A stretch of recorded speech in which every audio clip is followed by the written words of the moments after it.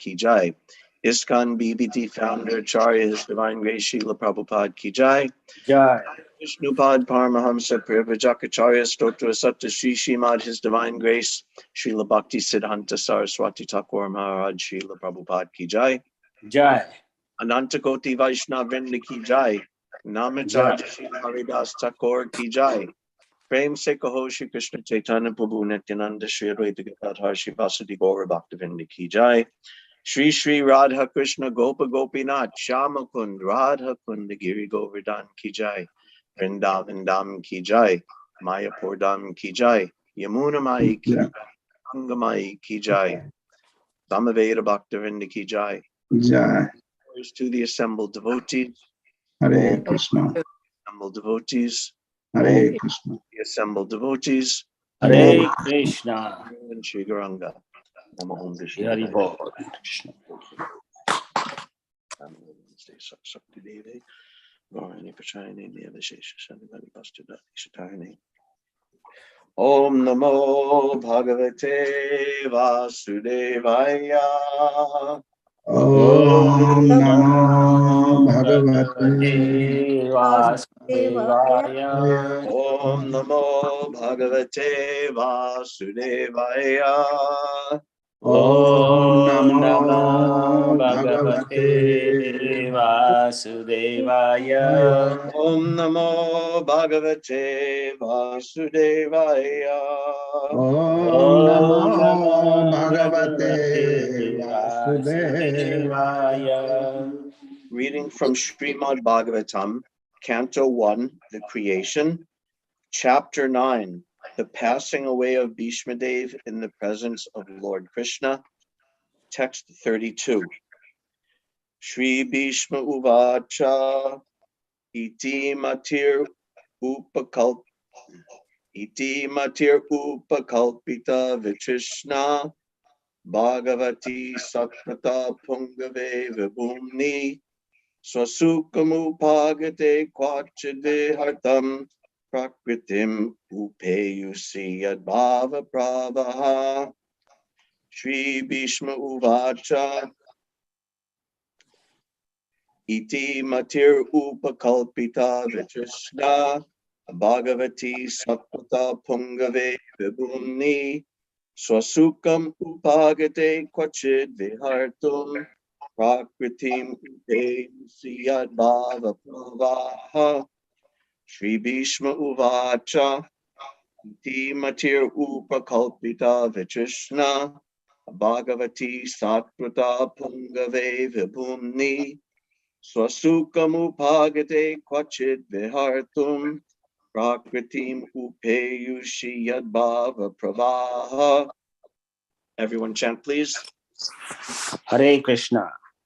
Shri Bhishma Uvacha Iti Matir Upakalpita Vitrishna Bhagavati Satvat Pungave Vibhumni Swasukham Upagate Kwachit Vihartum Prakratim Upeyushi Yad Bhava Pravaha.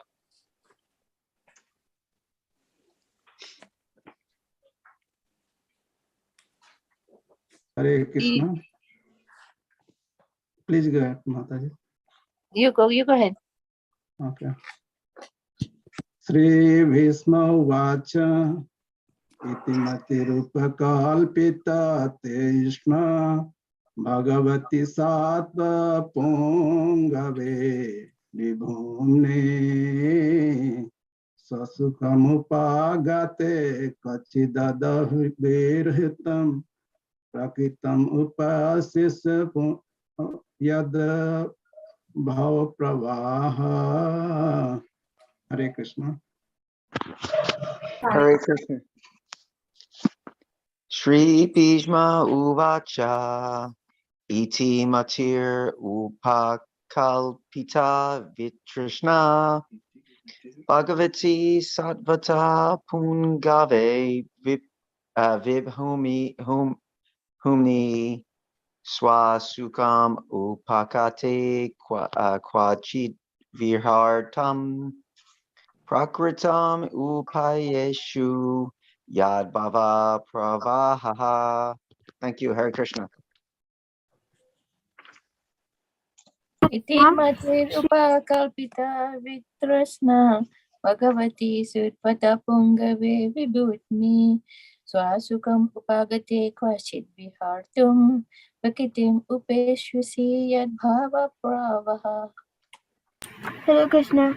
Shri Krishna Vacha Viti Matirupakalpita Vitrishna Bhagavati Satvata Pungave Vibhumni Swasukamupagate Kvachit Vihartam Prakritimupeyasi Yadbhava Pravaha. Hare Krishna. Very nice. Shri Bhisma Uvacha Iti Matirupakalpita Vitrushna Bhagavati Satvata Pundabe Vipumni Swasukhamupagate Kvachitadi Hartum Prakrutim Upeshushi Yadva Prabhavaha. Hare Krishna. Hare Krishna Prabhuji. Shri Bhishma Uvacha Iti Mati Upakalpita Vitrashna Bhagavati Sattva Pungave Vibhuni Swasukham Upagate Kvachita Vihartum Prakritim Upeshyoshi Yat Bhava Pravaha. Hare Krishna Prabhuji. Hare Krishna Prabhuji.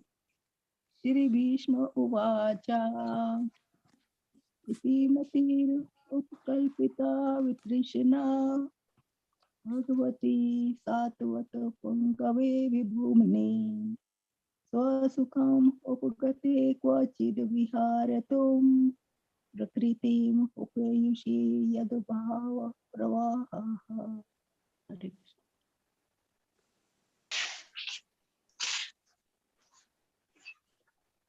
Anyone else? Okay, word for word translation. Shri Bhishma Uvacha, Shri Bhishmadev said, Iti, thus, Mati, thinking, feeling, and willing. Upakalpita, invested. Vitrishna, freed from all sense desires. Bhagavati, unto the personality of Godhead. Satvata Pungave, unto the leader of the devotees. Vibhumni, unto the great. Swasukam, self-satisfaction. Upagate, unto he who has attained it. Kvachit, sometimes.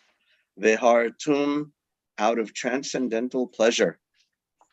Prakritim, in the material world. Upeyushi, to accept it. Yat bhava, from whom the creation. Pravaha, is made and annihilated. Translation by His Divine Grace Srila Prabhupada. Bhishmadev said, let me now invest my thinking, feeling, and willing, which were so long engaged in different subjects and occupational duties, in the all-powerful Lord Sri Krishna. He is always self-satisfied, but sometimes, being the leader of the devotees, he enjoys transcendental pleasure by descending on the material world, although from him only the material world is created. Purport by His Divine Grace Srila Prabhupada. Because Bhishmadev was a statesman, the head of the Kuru dynasty, a great general, and a leader of Kshatriya, his mind was strewn over so many subjects, and his thinking, feeling, and willing were engaged in different matters. Now, in order to achieve pure devotional service, he wanted to invest all powers of thinking, feeling, and willing entirely in the Supreme Being, Lord Krishna. He is described herein as the leader of the devotees and all-powerful. Although Lord Krishna is the original personality of Godhead, he himself descends on earth to bestow upon his pure devotees the boon of devotional service. He descends sometimes as Lord Krishna as he is, and sometimes as Lord Chaitanya. Both are leaders of the pure devotees. Pure devotees of the Lord have no desire other than the service of the Lord, and therefore they are called sattvata. The Lord is the chief amongst such sattvatas. Bhishmadev therefore had no other desires. Unless one is purified from all sorts of material desires, the Lord does not become one's leader. Desires cannot be wiped out, but they have only to be purified. It is confirmed in the Bhagavad Gita by the Lord himself that he gives in his instructions from within the heart of a pure devotee who is constantly engaged in the service of the Lord. Such instruction is given not for any material purpose, but only for going back home, back to Godhead. Bhagavad Gita, chapter 10, text 10.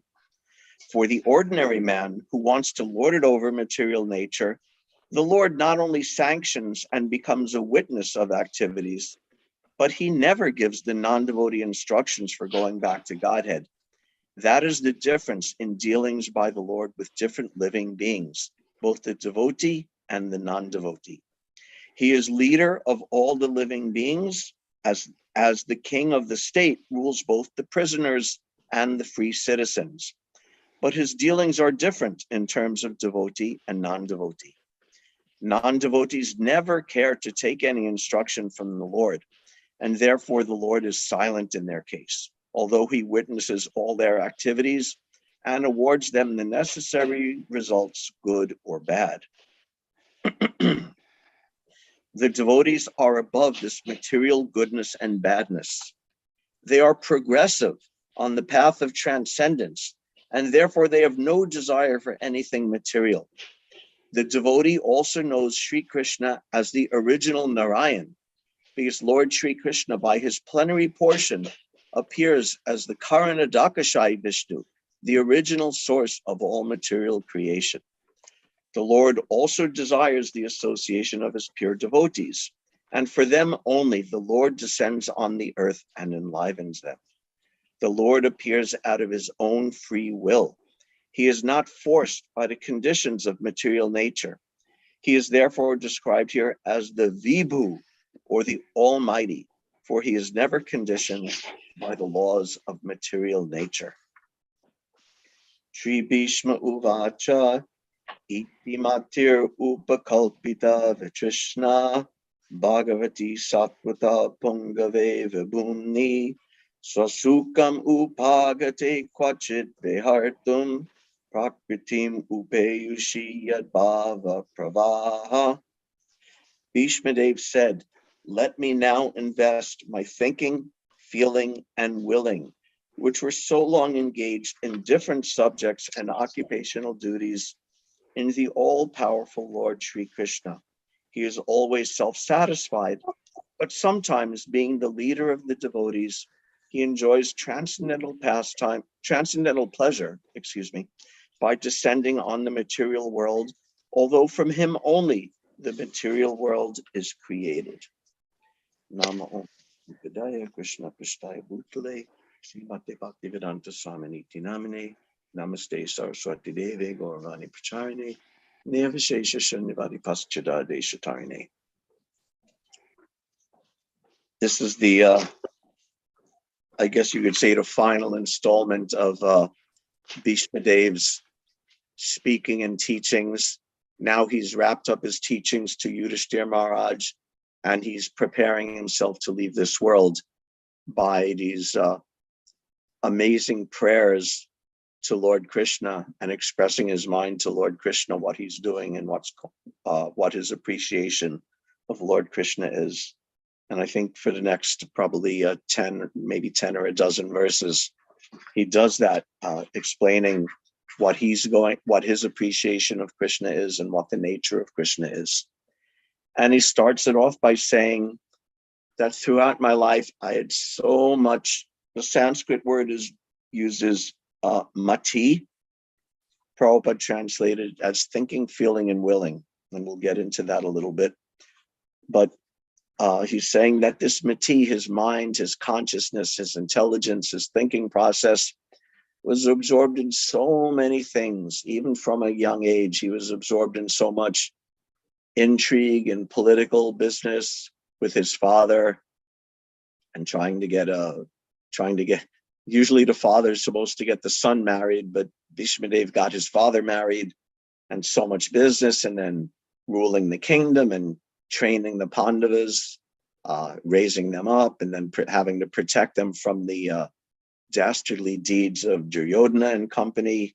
And even these things are all devotional service. He was all doing them in the service of Krishna. He's a Mahajan. So everything he's doing is service to Krishna. And yet, at this particular time in his life, as the end is drawing near, he wants to make that focus tighter. He wants to make his consciousness even more one-pointed. So this is his mati, his thinking, feeling, and willing. Bhagavad Gita describes Bhumirapanalo Vayu Kamino Buddhir Evacha Ahankara Ityame Bine Prakriti Ashtada. That all of the material elements, there's 5 gross material elements: earth, water, fire, air, and ether. And the 3 subtle elements, this is the mati that Bhishmadev is talking about. These 3 subtle elements are mind, intelligence, and ahankara, false ego, we say. Or ahankara is literally one sense of self, one sense of identity. So these 3 are our subtle body. And materially speaking, animals think like this, and superficial people think like this, that the gross is more powerful than the subtle, because they think, oh, if I take like earth is the grossest of the material element. If I take a rock and I smash your head in with it, then that makes me powerful. That means I'm more powerful. But they don't understand that the subtle platform is the most powerful. Even historically, in politics, in religion, in society, the world has been changed by just an idea, by just a new concept, a new thought, can practically turn the whole world upside down. So how powerful is it, even materially speaking? And if we go back to earlier in the Bhagavatam, when we were hearing about the incarnations of Krishna, and specifically about the Purusha avatars, we hear how the creation actually begins. The creation starts with the subtle elements, that the most subtle of all, the pradhan and the mahatattva, the unmanifested material energy. And then from that, a little bit grosser comes ahankara and mind and intelligence. And then last of all comes the grossest of the gross material elements, the earth, water, fire, air, ether, all of our material bodies and material senses and sense objects. So this is the power, the potency of our subtle body, of the cultivation of our, the subtle aspect of our existence. Mind, body, mind, intelligence, and ego. By cultivating these properly, everything is accomplished, more than just by bodily work, more than just by physical work, although both have to go on. And we'll see the relationship between them. We also heard last week, Dhyayato Vishaya Pumsa Sangasteshu Pajayate Sangat Sanjayate Kama Kamat Kvoru Bajayate, that it starts on the subtle platform, on this thinking, feeling, and willing platform. So contemplating the objects of the senses, you're thinking, the objects of the senses, I want them, I like them. If I get this sense object, if I get that sense object. And then what happens? You become attached to them. Your mind becomes fixed on them. And then what happens? You become lusty after them. And then with your body, you actually start, with your body and your senses, you actually start chasing after these sense objects and trying to enjoy them through lust. And then when that satisfaction doesn't measure up, or when someone, or when the time factor steals that sense object away, then we become angry. So this is the natural progression, thinking and feeling and willing. Therefore, Bhishmadev is starting his prayers that I'm going to rededicate my thinking, feeling, and willing to Lord Krishna, because I've been thinking, feeling, and willing so many things. First of all, he's in such a limited state. Remember, he's lying on the bed of arrows. He literally practically can't do anything. Everything's finished. He's just lying there on a bed of arrows. He can't move, he can't serve, he can't do anything. But he's left with his mind, intelligence, and ego. He's left with his process of thinking and feeling and willing. So that's what he has. So that's what he's going to completely rededicate to worshiping Lord Krishna. And not only because he's in such a reduced situation, but even when one has full opulence and full bodily strength and full material facility, still the process of purification and the process of devotional service has to begin from these subtle processes of thinking, feeling, and willing. And once again, because he's at this time of death approaching by his own will, yet approaching, he's very firmly rededicating himself, his thinking, feeling, and willing. So this is the purpose of these different signposts or key moments in our life. In the Indian tradition, we have these samskaras. And sometimes it's just like in the West, samskara means you have a birthday party and you have some cake and ice cream or something like that. Or you get married and you just have a party and go on a honeymoon to enjoy. But in the Vedic system, these samskaras are meant for this purpose of rededication of the mind, of the thinking, feeling, and willing to the process of devotional service. When you get married, Prabhupada, he would often say to his newly married disciples, now you're married, now with redoubled strength, take up Krishna consciousness, practice it yourself and give it to others. So the samskaras are for rededication, or for those few who take it, although it's forbidden in Kali Yuga, but those who take it, sannyasa ashram, same thing. The grihasta is also dedicating his thinking and feeling and willing to serving and approaching Krishna. But yet at the time of sannyas, it's a rededication, that you make an even firmer dedication of your thinking and feeling and willing, a more focused, a more one-pointed, ekeha guru nandana, a more one-pointed focusing of your thinking and feeling and willing to the service of Krishna. And then finally, the final samskara is the time of death.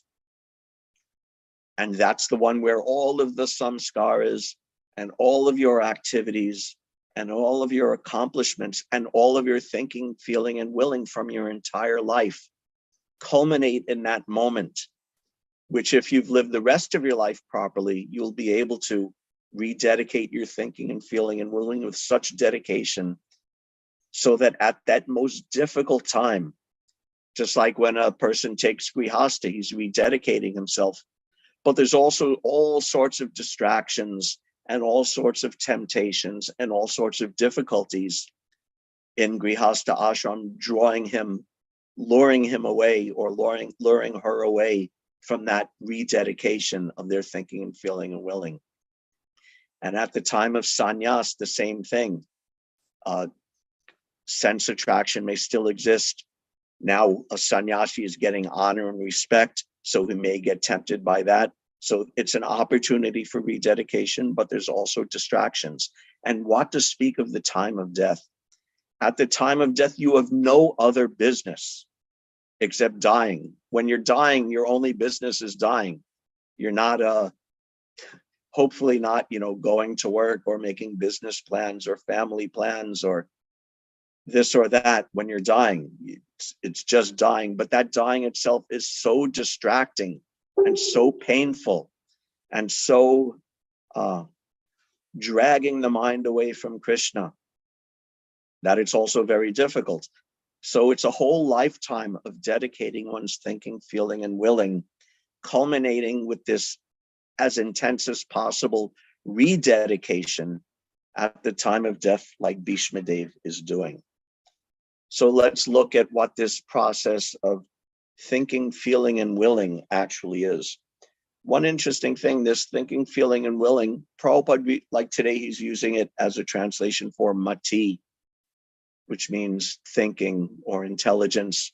Sometimes he would use it as a translation for buddhi or different functions of the mind, remembering. He would often translate many times as thinking, feeling, and willing. And I'm not sure if it's originally a Vedic concept, that these three things, thinking, feeling, and willing, but he's using it.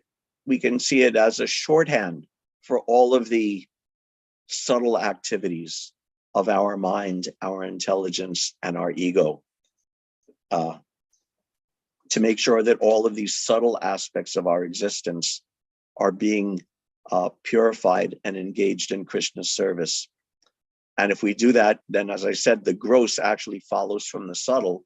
If we do that, then all of our life's activities will naturally flow from that in Krishna consciousness. And just like the soul is in a gross material body, and we use that gross material body as a tool, as an instrument to live our lives and engage in devotional service. So mana, buddhi, and ahankara are also not the self, they're tools of the self, the subtle tools of the self for interacting and acting within this material world and pushing forward our existence, purifying our existence, and becoming Krishna consciousness. So thinking, feeling, and willing. In Bhagavad Gita, in chapter 18, Krishna is explaining to Arjuna how the process of action occurs. How do actions happen? And he explains that, first of all, in the process of action, there has to be some kind of knowledge, some knower of that knowledge, and some object of that knowledge. Jnanam, Gyayam, and Parigyata. There must be knowledge. You have to know what to do. There has to be Gyayam, so a knower of that knowledge, the person who has that knowledge, and a goal of that knowledge. It has to lead to something. And also, as far as action itself goes, there's Karanam, Karma, and Karta. There's Karanam, which are the tools of work, the material body and the material senses, as well as the subtle senses of the mind, intelligence, and ego. That's Karanam. There's Karma, the work itself, and Karta, the worker. So all of these factors go into performing work. And Prabhupada explains about their interaction in the purport. It's the purport to 1818. He writes, before one acts, there is some impetus, which is called inspiration. Any solution arrived at before work is actualized is a subtle form of work. Then work takes the form of action. First, one has to undergo the psychological process of thinking, feeling, and willing, and that is called impetus. So thinking, feeling, willing is the subtle form of work. When you're thinking, feeling, and willing, when you're thinking of Maya or thinking of Krishna, when you're feeling, fixing your mind on Maya or on Krishna, and when you're willing yourself to pursue something, either Maya or Krishna, that also is work. That's the subtle form of work. Prabhupada calls it the impetus, and that verse of Bhagavatam, Chodana, calls it the impetus for work. So this is one aspect of what this thinking and feeling is. It's work as much as physical labor is. Prabhupada said how the ditch digger or the common laborer will look at the Supreme Court judge sitting on the bench and also say, oh, look at this lazy man, he's not doing any work. But I'm doing work because I'm digging the ditch, I'm sweating, my muscles ache at the end of the day, so I'm working. But this lazy Supreme Court judge on the bench, he isn't working. Not understanding that mental work, subtle work is also work, especially and even more so in Krishna consciousness, because that's the framework, the impetus that leads to all other manifestations of work after it. So no work can happen without this impetus. So if we have a desire to serve Krishna, then we have to make sure that our thinking and feeling and willing is of such quality that it will be the impetus for Krishna Seva, for Krishna Bhakti, for Krishna Bhajan. And if the quality of our subtle work, our subtle impetus is not cultivated properly, if we're not thinking properly, feeling properly, and willing properly, then we can't expect that a life of Krishna consciousness is going to float from it.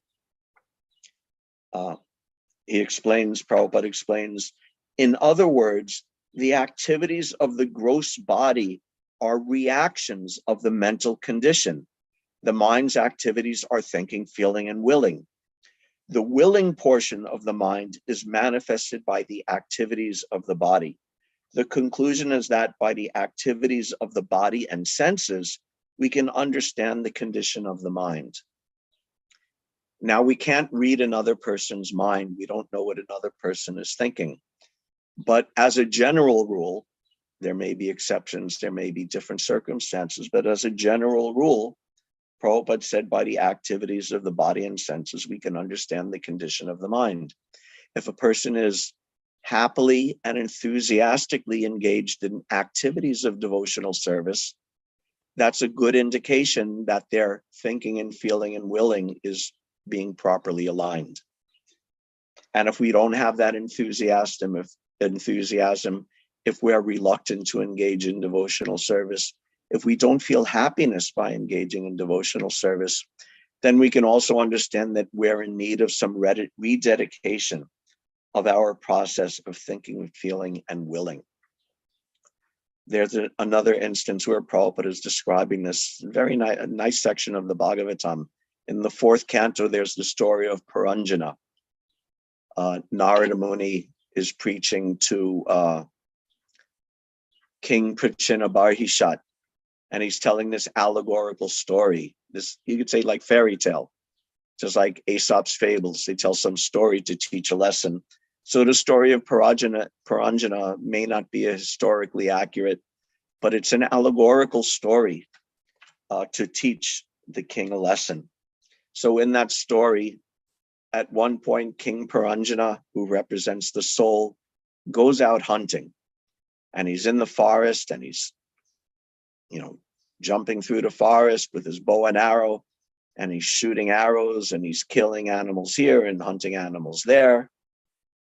And then after he finishes his hunting, he comes home to his palace.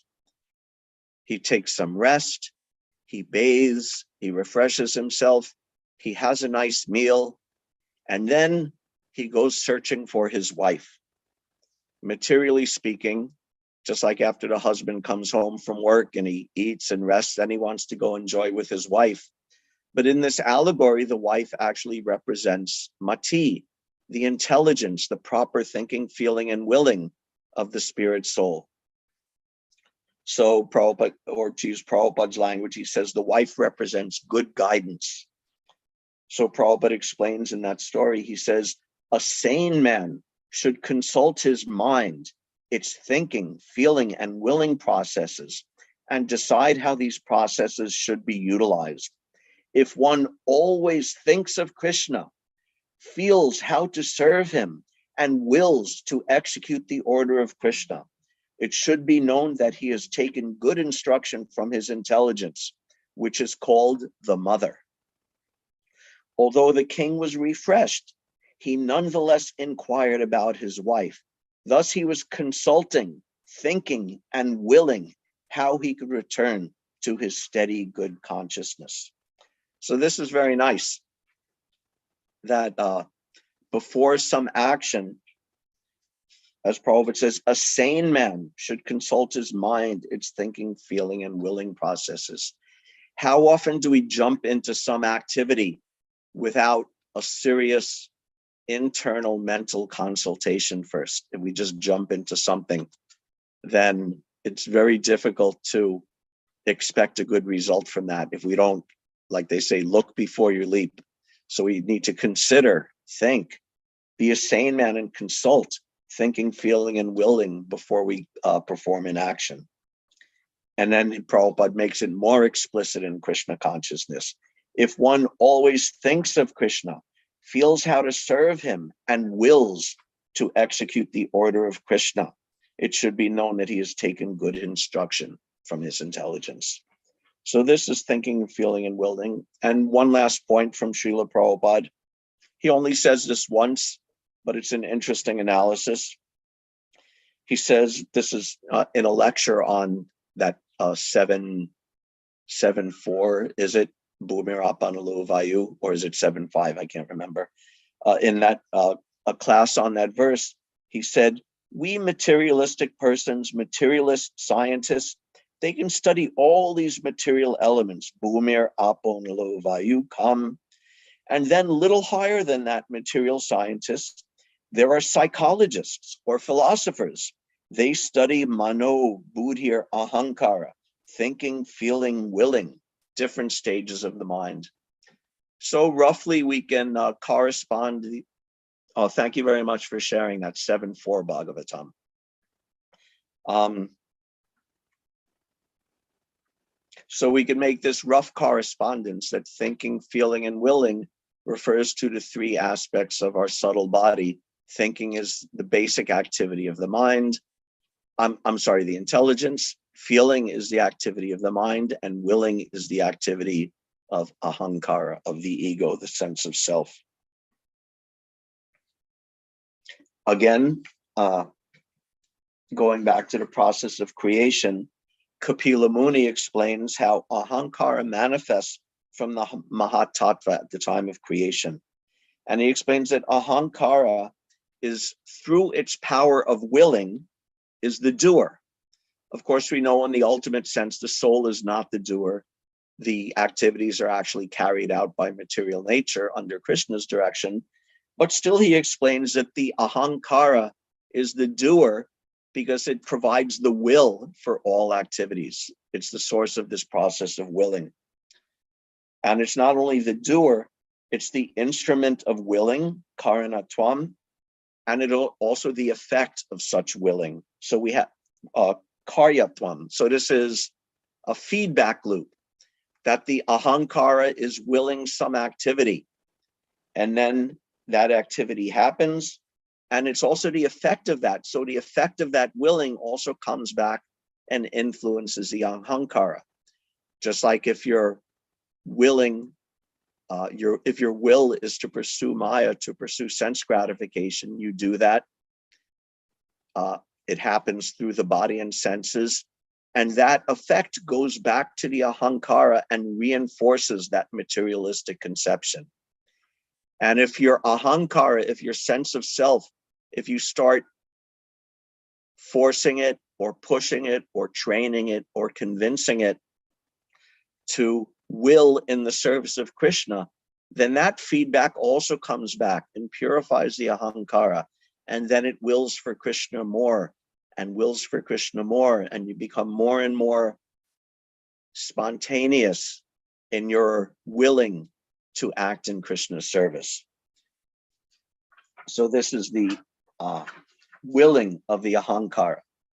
Then further on in that process of creation, after the ahankara comes from the mahatattva, then the ahankara interacts with the different modes of material nature. And when ahankara interacts with the mode of sattva guna, with the mode of goodness, from that interaction, from that combination is produced mana, the mind. And Kapila Muni explains that the mind is the instrument for thoughts, feelings, and desires. And according to, on this basis of its thoughts, feeling, and desires, the main function of the mana, of the mind, produced from ahankara, ego, mixed with the mode of goodness, its function is to accept something. Actually, Prabhupada usually explains its function is accepting and rejecting. According to whatever basis it thinks and feels, it will accept something or reject something. So the ahankara wills for actions to happen, and the mind has an attachment or a fixation on a certain mode of doing things. And again, same thing. If the mind becomes accepting of Krishna consciousness and rejecting of materialistic life, of sense gratification, then that's proper feeling. That's the proper activity of the mind. And the basic activity is the same if the mind instead accepts Maya and rejects Krishna. Its business is still this accepting and rejecting based on its feelings, based on its thoughts. So this is the business of the feeling of the mind, the mana. And then further on in the process of creation, when ahankara mixes with rajaguna, then what manifests is buddhi, or intelligence. And buddhi's function, Kapila Muni again explains, is ascertaining the nature of the world around us, as well as doubt, misapprehension, correct apprehension, memory, and sleep. So all of these are the factors of intelligence, of buddhi. And again, doubt. Well, starting off, ascertaining the nature of the world around us. We understand everything through our faculty of buddhi, the world around us. We learn through this faculty of buddhi, and we see the world around us, and we experience the world around us through our buddhi. And from that comes doubt, correct apprehension, memory, and sleep. So doubt is good. We want to, as Prabhupada says in Bhagavad Gita, slay the demon of doubt, but doubting is also good. Prabhupada says doubt is one of the important functions of intelligence. Blind acceptance of something does not give evidence of intelligence. Just like in the very beginning of devotional service, Shraddha. Shraddha means, oh, what is this Krishna consciousness? Let me hear what it is. That means two things. It means you don't understand Krishna consciousness yet. You may have some doubts, but you're willing to give it a chance, so to speak. And it also means you're intelligent enough to have a doubt that materialistic life is the be all and end all of existence. So doubt is a sign of intelligence. So having doubt, and Prabhupada also explains that doubt could be good, doubt could be bad. We don't want to doubt blindly. We don't want to just for no reason doubt a bona fide authority. But having doubts is a natural sign of intelligence. And when those doubts come, you present them. The unintelligent result of a doubt is to go away or to simply reject. The intelligent application of a doubt is to ask a question. Therefore, we have Bhagavad Gita. This Bhagavad Gita is simply based on Arjuna's doubt and asking questions and Krishna answering. So this is intelligence. So within this framework, and the other things, correct apprehension, actually understanding things as they are, memory, and sleep. And Prabhupada explains that good sleep, proper amount of sleep is necessary for the good functioning of intelligence. One time, His Holiness Satsvarup Maharaj was on a morning walk with Srila Prabhupada. And Prabhupada was speaking something about the 6 Goswamis and how they,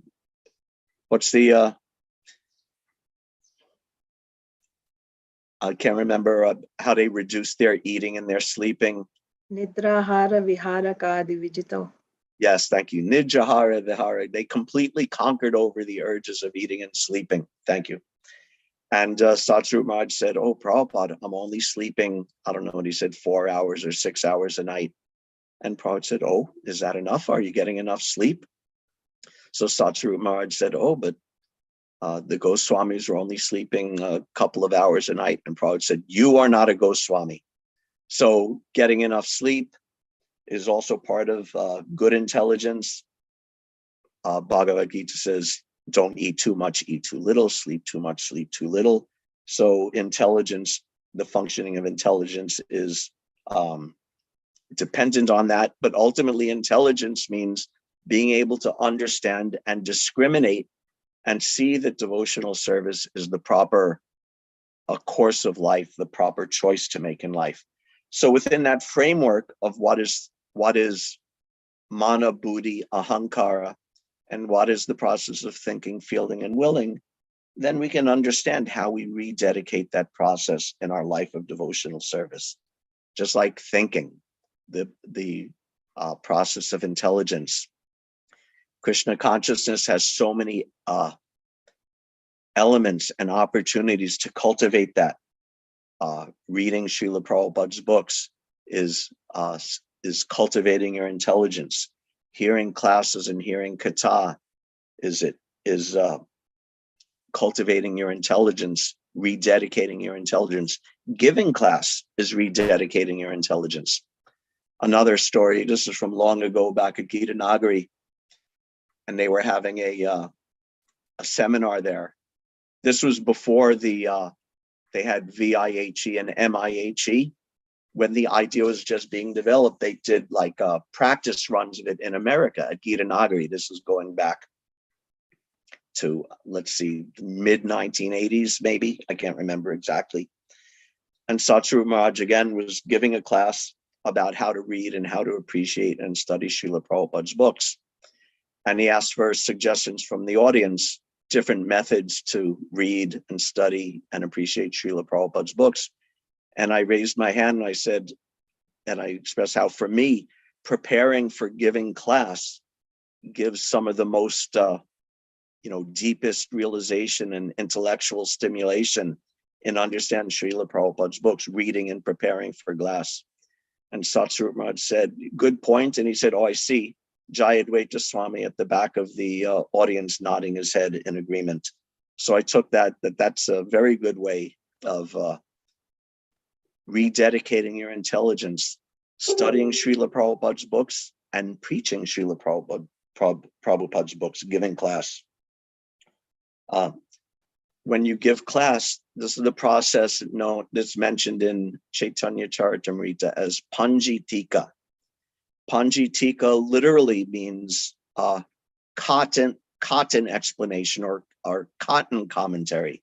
Panji is cotton, like a ball of cotton, or the wad of cotton that's put on the spinning wheel from which the threads are extracted and spun into cotton thread.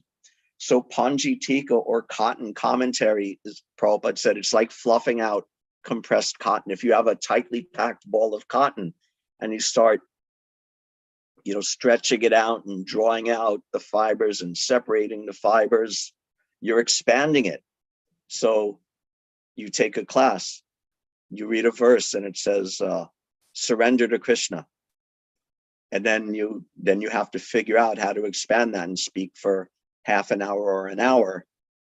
Instead of just saying, surrender to Krishna, are there any questions? You have to unpack it and stretch it out and fluff it out. Or like the other meaning of Panji, when you're spinning thread, you're taking the sort of amorphous, ball of cotton fibers. And by this spinning process, you're extracting it into a thread. And thread means like a sutra. So we have like Vedanta Sutra and Narada Bhakti Sutra. So these philosophical ideas are drawn out of these basic philosophical concepts. This is very good utilization of thinking, of this tool of buddhi in Krishna consciousness. Prabhupada, also Bhagavad Gita says that the devotees so much enjoy enlightening one another and preaching to each other about Krishna consciousness. And Prabhupada said, when you read his books and study his books, he said you should study them threadbare, meaning you should really, enter into it and dissect the ideas and analyze it very deeply. So this is intelligence, engaging one's intelligence in Krishna consciousness. By reading, by questioning, even by doubting, and by preaching, all of these things are cultivating your intelligence. Just like there are more than once, Prabhupada would lament after giving a class, if there were no questions or no good questions, he would lament, oh, there were no good questions after the class, because he expected that there would be good questions as a sign of intelligence. So next, after thinking, is feeling. How do we engage our feeling? Going back to that fourth canto reference, Prabhupada said we should feel for Krishna, feel for how to serve Krishna. So the business of the mind, again, is accepting and rejecting. based on its feelings. So the mind also takes the guidance of the intelligence that in a sane person, even if the mind is not yet spontaneously attracted or fixed or concentrated on Krishna, if through study and understanding and preaching and being preached to, he philosophically, intellectually understands devotional service to Krishna, he will make his mind accept it, even if it doesn't spontaneously accept it. So mind can also act under the influence of the intelligence, but we want the mind to become spontaneously attracted to Krishna, to naturally feel how to accept Krishna, how to serve Krishna. Because if we keep on forcing the mind, you could only force for so long. If the mind is not a willing accomplice in the this business of Krishna consciousness, it's going to become very difficult to just eternally force yourself to do it. So we need to make the mind fixed on Krishna, to accept and reject based on Krishna. Just like so many, as far as this accept and reject, just like in Upadeshamrita, you accept this and you reject that. So this is how we fix our mind. And also, we fix our mind by giving it the higher taste. Last week, we also spoke about getting a higher taste in devotional service. This is what will make the mind spontaneously feel for Krishna and become fixed on Krishna, and spontaneously always move us in the direction of Krishna Seva, instead of spontaneously moving us in the direction of illusion. And we do that by giving it the higher taste. And we give it the higher taste because the higher taste is Krishna himself. So we do that again through the activities of devotional service. We're contacting Krishna and getting a higher taste. And specifically, I bring this up almost every week, but specifically 5 activities of devotional service will very quickly and very effectively give us that higher taste in devotional service, because all 5 of them are directly contacting Krishna himself. Nam Kirtan, Sadhu Sangha, Bhagavat Shravan, Maturavas Archamurti, Shraddaya Sevan. That chanting Lord's holy name is directly contacting Krishna. Associating with Krishna's devotees is directly contacting Krishna. Naham Tishtami Vaikunte, Na Yogi Hridaye Shuva. Krishna says to Arjuna that I'm not in Vaikunta. You won't find me in Vaikunta. You won't find me in the hearts of the yogis. You'll find me where my devotees are associating and glorifying me. So associating with devotees is direct contact with Krishna. Reading, studying Srimad Bhagavatam and all of Srila Prabhupada's books is direct contact with Krishna. And he says this many times, especially in the first canto, that Srimad Bhagavatam is directly Krishna himself.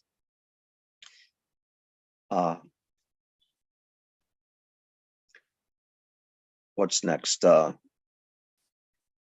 Nam Kirtan, Sadhu Sangha, Bhagavat Shravan, Maturavas, residing in Mathura, Vrindavan, Mayapur, visiting Vrindavan and Mayapur, at least occasionally, at least sometimes, and going to the temple, which is also Vaikuntha, and making our home, or at least an altar in our home, is also bringing Vaikuntha or the holy Dham into our home.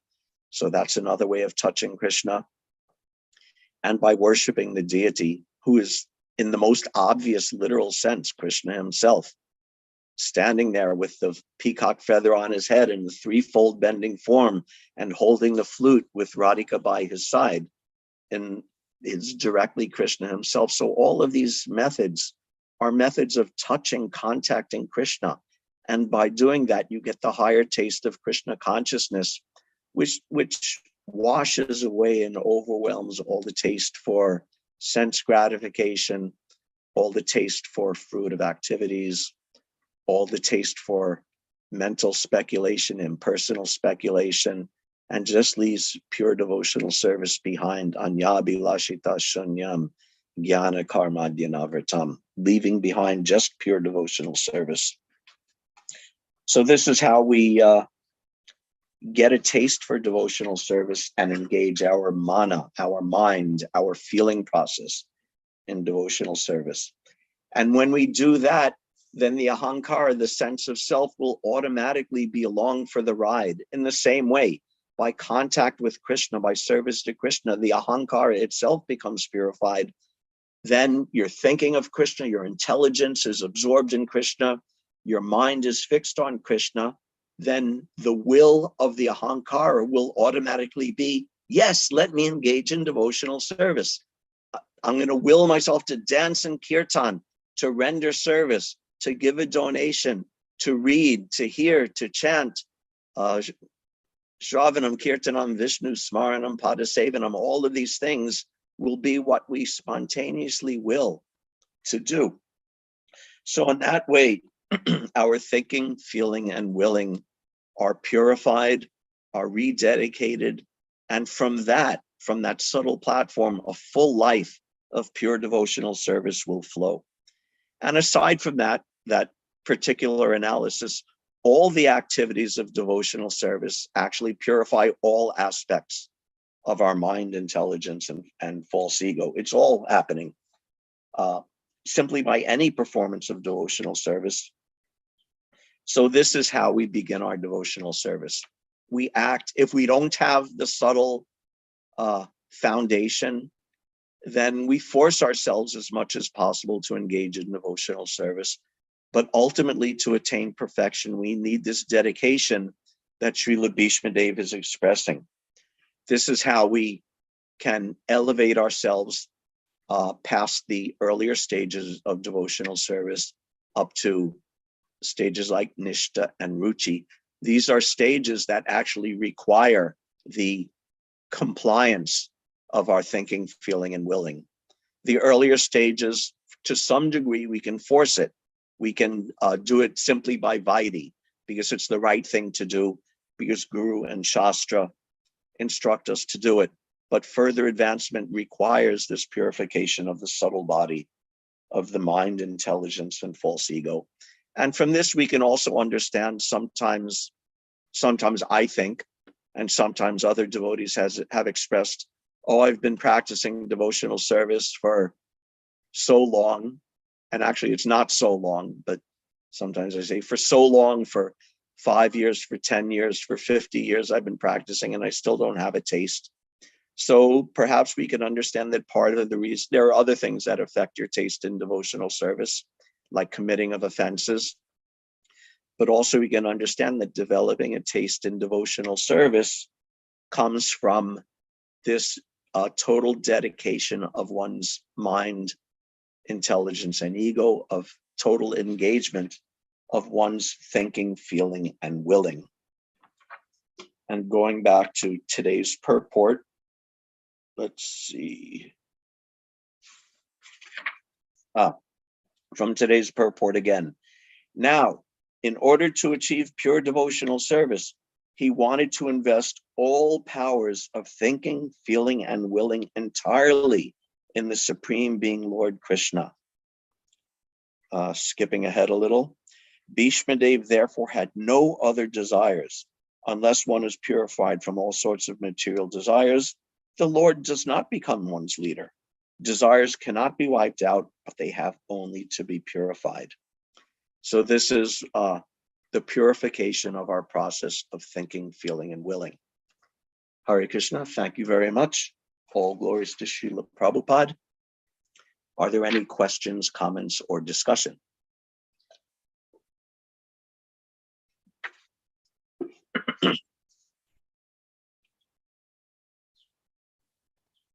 Hare Krishna. Kalpesh Prabhu is having hand raised. Please go ahead, Prabhu. Hare Krishna Prabhuji, very nice and detailed class as usual. Hare Krishna. Thank you for sharing all those valuable points. In my situation, and I feel this is my experience, I see the favorable association with the gradation of like mode of goodness everyone is not enjoying the same higher taste at the same point in the association of the favorable itself, and recognizing that when associating with favorable and unfavorable, how does inclusion plays into the factor? How does what? Including Could you repeat that last sentence, please? yeah, sure. How does inclusion works with unfavorable association? When we are probably in the mode of goodness, maybe the association is not favorable, but you still practice inclusion because I have answers for myself, but I need to develop that higher answer from like what is your stand on from Yeah. Bhagavad standard? Yeah. Okay, that's a good question. That's actually a good question, good practical question. I hope I'm understanding it correctly. The very first principle in choosing association is that we have to preserve our own Krishna consciousness. So the bottom line is that we can't or shouldn't associate with those who are, if it's going to damage our Krishna consciousness too much. So generally speaking, we want to search out the association of those who are advanced, who will elevate our Krishna consciousness. At the same time, all devotees are advanced and all devotees are worshipable.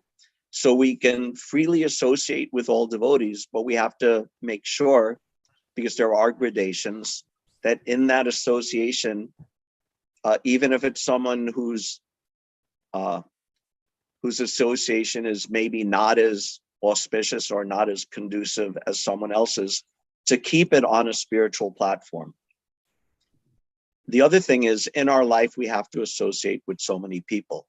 Every day, 5 days a week, I go to work and I have to associate with 15, 20 people who are not devotees and don't know anything of Krishna consciousness and have nothing to do and no interest in Krishna consciousness.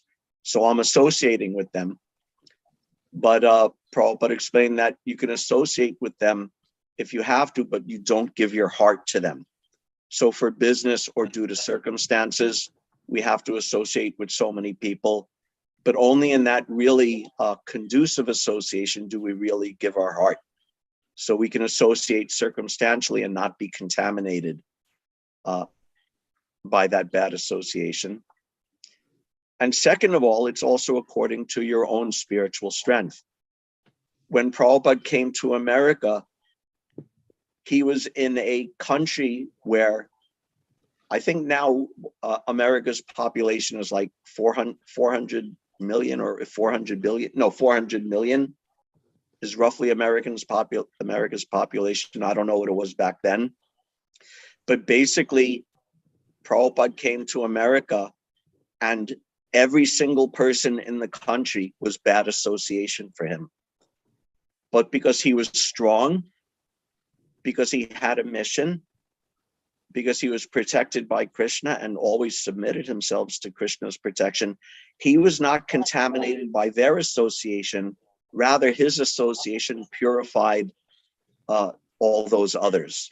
So it's also according to our strength, whether we become contaminated by another's lesser association or are able to elevate another's association to a higher level. So there's all sorts of many factors to consider. Those are some of them. Does that help at all? Is that? Yeah, this is good points. But when we are in the process of seeking, of course, we see ourselves as if we are honest to ourselves and truthful to ourselves, we see ourselves that we are not realized souls. I'm sure Prabhupada had some divine strengths within him, and he was we see it in the view of he was a realized soul. Then only he can establish such a big movement and foundation. So having that recognition, that was my a struggle, and I always see it from my view is all manifestation of the creation and all the vibhutis are God's made, and So even the person who we see, we should not have a malice or ill will towards him, because the soul lies within him, and we should see that soul part of it. But that's not becoming practical in a transaction when we do, Right. because we are also entangled with our own stuff. So that was my thing. But I think so. This helps. Yeah, that's actually a very good point. A devotee doesn't hate anybody. Yes. Even the dog and the dog eater, the cow, the brahmana, he sees Krishna as super soul within the heart of every living entity, and he hates no one. He has only goodwill and wants to help everyone. But again, going back to my earlier point, at the same time, he has to protect his own purity and his own Krishna consciousness. The soul in the heart of the brahmana or the heart of the advanced devotee is just like same in nature as the soul in the heart of the dog. But we don't go to hear dog kata, we hear to go devotee kata. So we have to, and again, this is the function of the mind and the intelligence, is how to discriminate. So we discriminate. The dog we treat in one way, we also want to be kind to the dog, that it can hear chanting, that it can maybe receive some prasad, or at least not be harmed. But we respect it in that way, but we give a different kind of respect to the devotees, and especially to the advanced devotees. So it's all based on discrimination. It's based on knowing your own strengths and weaknesses and ability, having some self-knowledge about where you are, this is my answer to many questions is that three things. You have to be really honest with yourself and introspective, and know where you're at and what you're capable of and what you're not capable of. You need to study Shastra very deeply to understand what's what, to understand how to associate properly with whom and when and where and how. And you have to take advice from devotee friends and advanced devotees to guide you.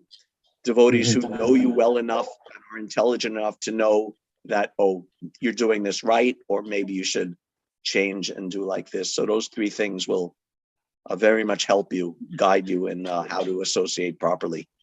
But those are good points. Thank you very much. Hare Krishna. No, I appreciate that. Hare Krishna, Prabhuji. Anything else? Question or comment?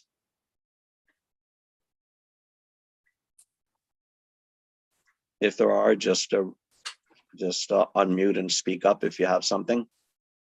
Hare Krishna, Prabhu. Hare Krishna, Mata. I was just thinking about, you were talking about giving class and what that does for the person giving class. I think Krishna wanted me to understand something today, and that is why he made you say what you just said. But then I was thinking, my consciousness today made me hear that today. I mean, you might have said so many other things that, so question is, what other tips do you have so that we don't miss these lessons? Like, I guess paying more attention, that would be to listen to every word. But anything else that you could say practically we could do to not miss these gems? I don't know if I really have an answer to that. Pay attention. That's not much, but on the other hand, how much of our life do we sort of sleepwalk through life without paying attention, when they're actually, Krishna is making arrangements all the time for us, and how many of those lessons and inspirations and so many things happen that we missed. So I don't know, pay attention. That sounds kind of lame when I just come out and say it, just pay attention. Just like there was a devotee, a friend in Boston, and he always used to say, he was from Boston, so he had a very strong Boston accent. I'll try to imitate. He used to go, "Stop your nonsense and surrender to the Lord," with that Boston accent. So that's true, but at the same time, it's almost trite. It's such a truism that, yes, of course, we stop our nonsense and surrender to Krishna. So it's not really So I feel like saying, if I say pay attention, that's also not really much of an answer. But we have to be, how can I say, if we understand, this is something we discussed also like a couple of months ago, I think, in the morning class, about how Krishna creates this whole material world ultimately for the process of our purification, so we can become purified, purify our thinking, feeling, and willing, engage in devotional service, and return back to Godhead. So if we have that understanding of the material world, maybe we'll be a little bit more ripe and a little bit more ready for these lessons and hints and nudges and kicks sometimes that Krishna is giving us, to notice them and take advantage of them, which you could say is using your intelligence, engaging the thinking process to make ourselves more ready to see these lessons when they come. But I don't really have much of an answer. Those are just some random thoughts. Yes, I guess it does come down to actually doing what, we hear it. I've been hearing over the last few different classes that I have been attending is the consciousness, and Charachandra Prabhu is also always emphasizing that it's Yes. The intent with which you do, pay attention to that. And again, Yes, you say absolutely. it is simple. Yes, it is very simple, but I guess it's in the simple stuff that the important stuff is. Prabhupada said Krishna consciousness is simple for the simple. Yes. And difficult for the crooked. So simple doesn't mean like we say simple-minded. Actually, the devotee should be the most intelligent and the most intellectual and the most studious and all of these things. But simple in the sense that, yes, it's simple. You hear and chant about Krishna, and you engage in activities of Krishna consciousness and purify your mind, and it all becomes simple and smooth and progressive.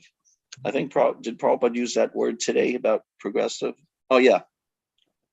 The devotees are above this material goodness and badness. They are progressive on the path of transcendence. So I like this, that it's simple. If you, there's also that expression in, I think it might have come originally from computer programming. This principle of KISS, K-I-S-S. Have you heard this? Keep it simple, stupid. Yes. That our intelligence may not be that great. We engage it how we can, so we keep it simple. Chant Hare Krishna, follow Srila Prabhupada, read his books, engage in service. It's actually simple. It doesn't need to be made overcomplicated, over complex. But at the same time, it's so deep. The depth of it is unlimited. Yes. And according to, just like Prabhupada said, and Krishnadas Kaviraj said, just like the ocean is unlimited in depth, or the sky is unlimited in height, and the birds can fly in it according to their ability. Hare Krishna. Krishna. Anything else? Hare Krishna, Prabhuji. So, Hare Krishna. Thank you very much, everybody. yeah, really wonderful class, Prabhu. So you stressed more on thinking, feeling, willing. You gave the example, as a King Puranjana, and how he was. Is that the plan? Hare Krishna, can you hear me?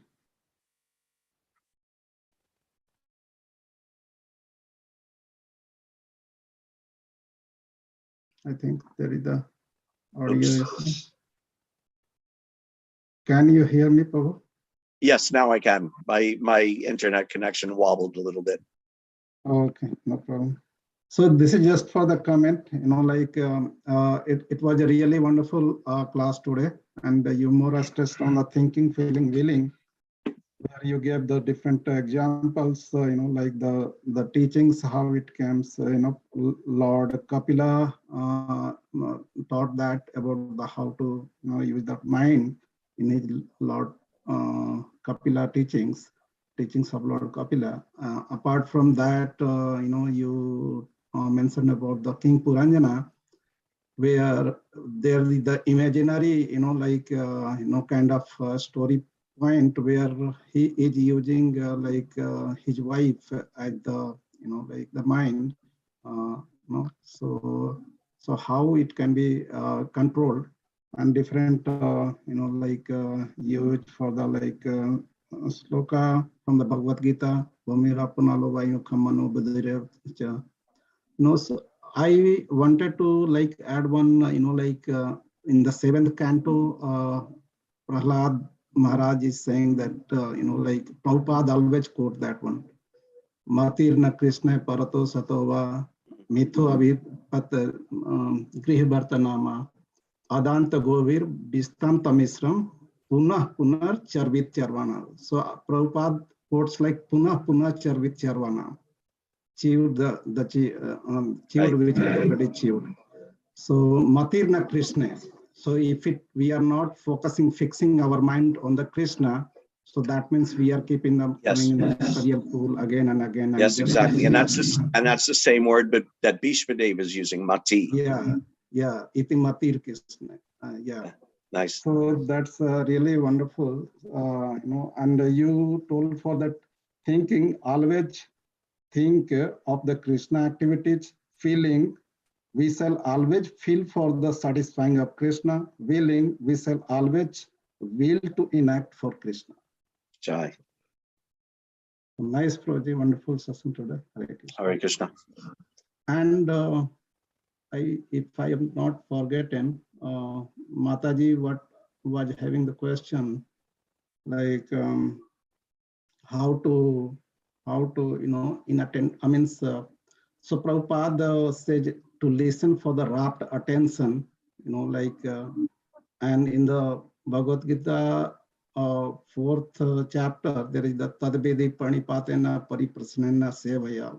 As you also told, if there should be good question and answer, so the listeners and audience, participation will also comes, in that way that we are here. Actually, that reference about rapt attention, I can't remember. Do you remember what verse and purport that's from? Where Prabhupada says the qualification to hearing Bhagavatam is to hear with rapt. The only qualification is to hear with rapt attention. So that's very nice. And then if you could expand that rapt attention, going back to Mataji's question, if you have rapt attention, that you're paying attention all the time throughout the day, then how much we can learn. All right. So that's the one. Yeah. Thank you, Prabhuji. Thank you. Hare Krishna.